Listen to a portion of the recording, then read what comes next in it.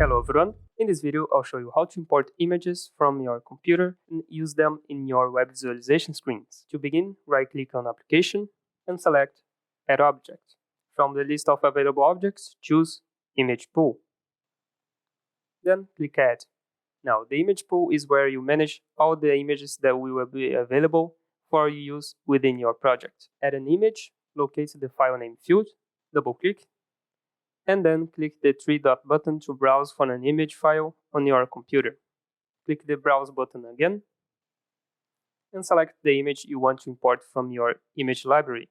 So select the Altus logo.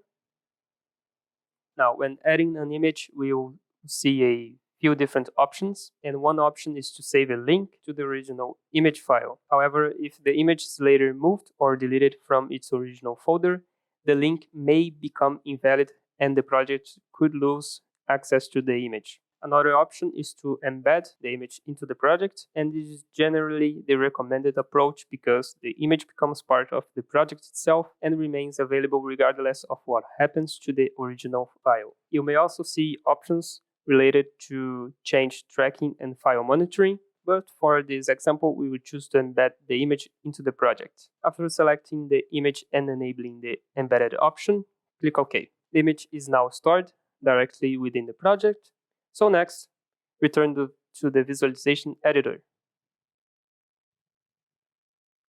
Now, you'll notice that the visualization toolbox now contains a new category, which is the image pool. When you open this category, you'll see all of the images that have been imported into the project. You can select any of these images and place them directly onto your visualization screens. In this example, I imported the Altus logo, which now appears in the image pool and is ready to be used within the visualization.